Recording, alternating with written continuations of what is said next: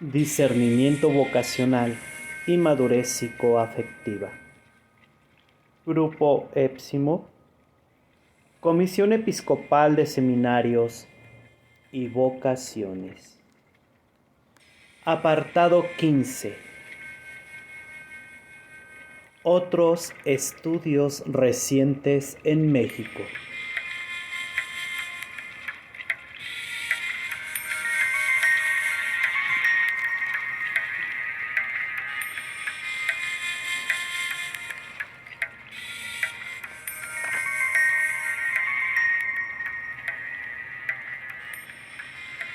Juan Aupin y Lisette Kingwerth realizaron en el periodo una investigación entre 417 estudiantes, tanto seglares de la UNAM y de la UIA, como seminaristas menores y mayores y miembros de la vida religiosa en la etapa de formación, tanto novicios, conovicias, junioras. El resumen de esta investigación se puede apreciar en algunas gráficas que más adelante les explicaré. Se ve que en cualquiera de los subgrupos el número de personas totalmente carentes de trastornos neuróticos con puntuaciones menores de 60 en las 10 escalas clínicas del MMPI es muy reducido. 16% de las estudiantes femeninas de la UIA, el 8% de los seminaristas mayores, el 8% de los estudiantes masculinos de la UNAM, el 7% de los estudiantes masculinos de la UIA, el 5% de las novicias, el 3% de los seminaristas menores. Peor aún, hermanitos, el 1% de los novicios y de las junioras. Ninguna. Muchos estudiantes se encuentran en el área fronteriza entre madurez psicoafectiva y neurosis. Las puntuaciones de 60 a 70 en una o varias de las 10 escalas clínicas del MMPI. El 58% de las estudiantes femeninas de la Universidad UIA, el 52% de los seminaristas mayores y de los estudiantes masculinos de la UNAM, el 51% de los estudiantes masculinos de la UIA, el 49% de las religiosas junioras, el 43% de los seminaristas menores, el 35% de los novicios y el 29% de las novicias. Mientras mayor la proporción de personas en un subgrupo que se encuentran en esta área fronteriza, menor la proporción que tiene una o varias neurosis, puntuaciones mayores de 70 en una o varias de las 10 escalas clínicas y viceversa. Están con problemas de enfermedad mental. El 26% de los estudiantes femeninas de la Universidad UIA, el grupo menos enfermo. Mientras tanto, el 40% de los seminaristas mayores, el 35% de los estudiantes masculinos de la UNAM, el 43% de las estudiantes masculinos de la Universidad UIA, el 51% de las religiosas junioras, el 53% de los seminaristas menores, el 64% de los novicios y el 67% de las novicias. En los grupos de los seminaristas menores, de las novicias, de los novicios y de las junioras, más del 50% tienen una o varias neurosis. Los grupos más enfermos, los novicios y las novicias, de los estudiantes de la Universidad UIA y de la UNAM, y de los seminaristas mayores, menos de la mitad tienen problemas verdaderamente graves de salud mental. El grupo relativamente más sano son las estudiantes de la Universidad UIA. Existe una conciencia de las proporciones de sanos, fronterizos. Recordemos lo que ya comentamos, que es alguien fronterizo, que está en el límite de la patología y en el límite de la salud mental. Y enfermos entre los dos subgrupos de seminaristas mayores y estudiantes masculinos de la UNAM. Por otro lado, existe una notable diferencia en las 4 escalas de rasgos positivos del carácter entre ambos grupos. Los estudiantes de la UNAM tienen una mayor proporción de personas con un yo fuerte. Es el 13% contra el 1%. Con mucho dominio propio, 45% contra 12%. Y con mucho dominio de la situación, 33% contra 6%. Y los seminaristas tienen mayores proporciones de personas con un yo débil, 51% contra 10%. Con poco dominio propio, 13% contra 5%. Y con poco dominio de la situación, 6% contra 33%. En cambio, los seminaristas tienen una mayor proporción con personas socialmente muy responsables, el 22% contra el 20% común de las personas comunes, y una menor proporción con personas irresponsables, el 8% contra el 28%. La proporción grande de enfermos en los dos grupos de novicias y novicios tal vez se explique por las circunstancias de que son los más enfermos que se acercan a la vida religiosa sin saber lo que buscan, pero en realidad necesitando un médico que atiende la enfermedad de su mente. La falta de atención terapéutica profesional explica por qué estas neurosis de los formandos muchas veces no se superan en la etapa de la formación. Al no atender estos desórdenes mentales, los sentimientos de inseguridad a raíz de estos problemas inconscientes llevan a una compensación en la forma de una idealización narcisista de sumisión. En su fantasía,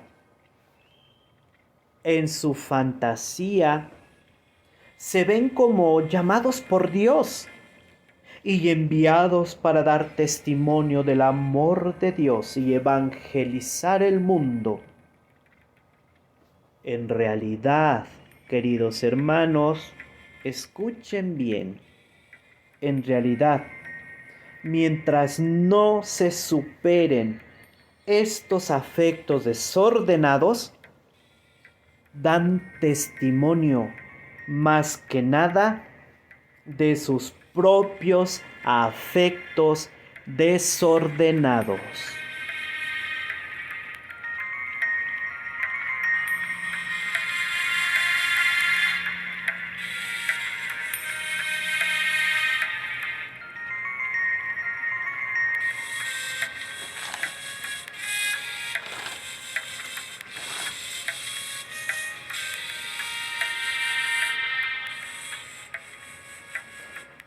Se ve una mejora ligera en la situación de la madurez psicoafectiva de seminaristas menores a mayores y de religiosas novicias a junioras.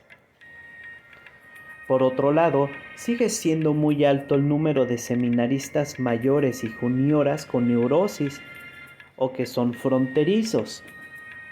Los sacerdotes y religiosas definen su misión como una participación en la obra salvadora de Cristo, pero el número tan reducido de ellos, con plena madurez psicoafectiva, impide a la mayoría de ellos cumplir con una misión definida en estos términos. Existe entonces una seria inconsistencia vocacional.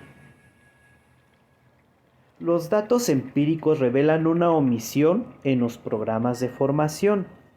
Existe, así parece, una falta de ayuda terapéutica profesional para la formación psicoafectiva y espiritual de los formandos.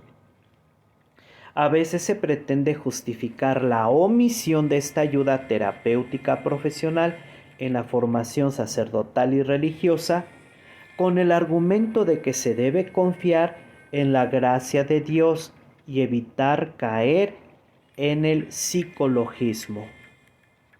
Claro está que se debe evitar el psicologismo, pero sucede que muchas veces se argumenta contra el psicologismo cuando se pretende inconscientemente justificar o racionalizar una situación en la cual el problema no es tanto un exceso de enfoques psicológicos, sino más bien una falta de atención a la dimensión psicológica. A un padre que le criticó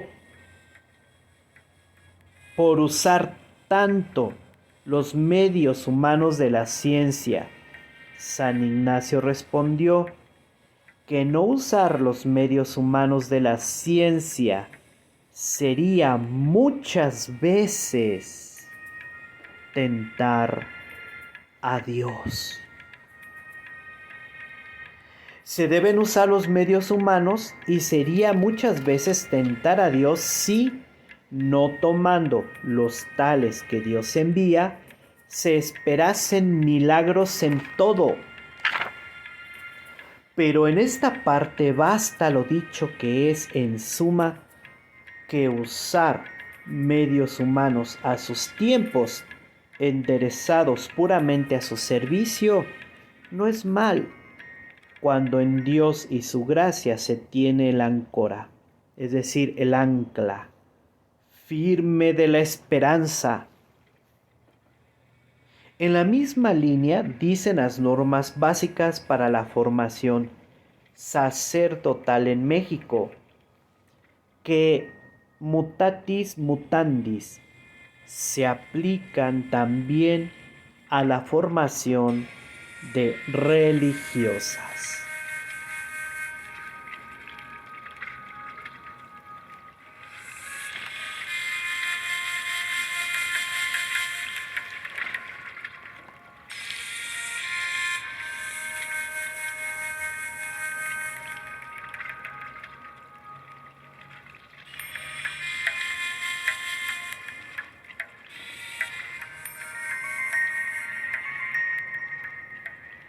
Para los casos que lo requieran,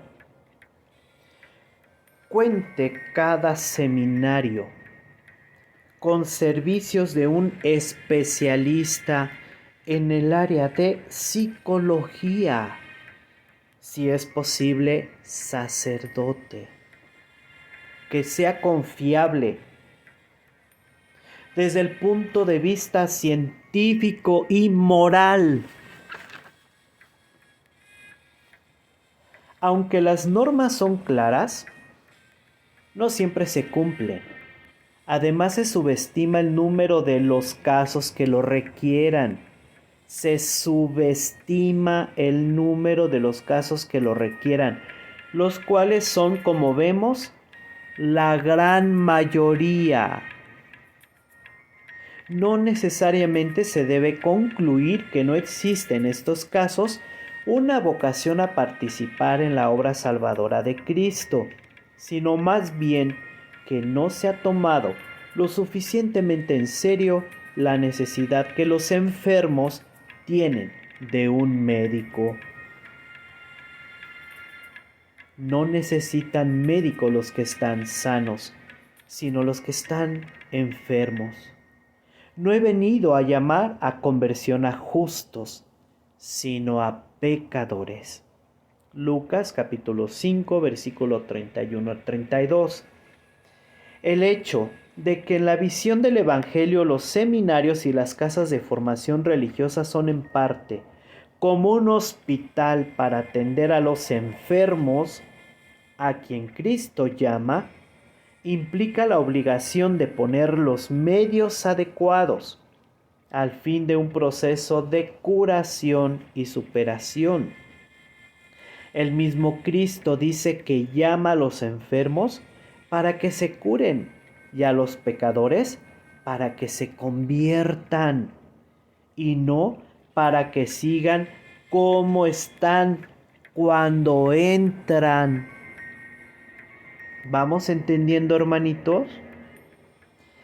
El envío de sacerdotes y religiosas con una misión de ayudar al prójimo, sin que ellos estén suficientemente capacitados para una ayuda eficaz, significaría una radical inconsistencia que el hombre moderno no deja de percibir. Nadie, queridos hermanos, puede dar lo que no ha recibido primero. Se dice con palabras que se pretende colaborar en la obra salvadora de Dios, pero cuando las personas se ponen en contacto con sacerdotes y religiosas, buscando ayuda para su alma y dirección espiritual, no experimentan una ayuda eficaz para sus problemas afectivos.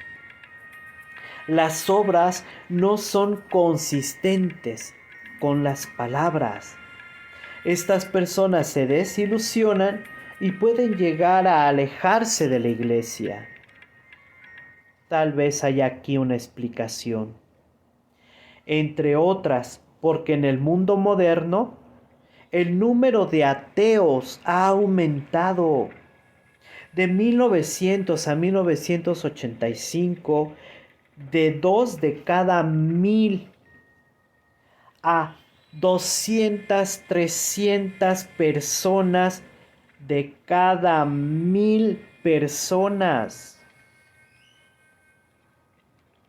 Al ateo no se convence con argumentos que de por sí son incapaces de captar el misterio de Dios.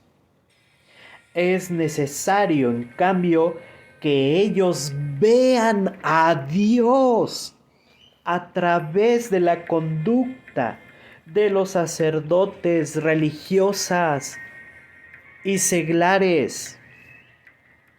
Ellos buscan un testimonio de vida más que argumentos.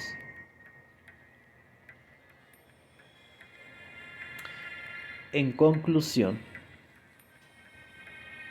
dar testimonio del amor de Dios presupone una maduración en la vida espiritual cuya condición previa es la salud mental.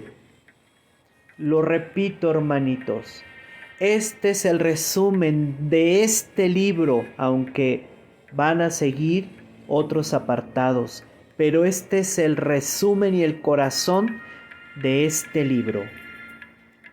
Te lo repito, querido hermano, querido sacerdote, religiosa, religioso, seglar, querido obispo, querido monseñor. En conclusión, dar testimonio del amor de Dios presupone una maduración en la vida espiritual, cuya condición previa es la salud mental. Véase del autor la integración de la experiencia de Dios y del conocimiento de sí en experiencia de Dios y sus mediaciones.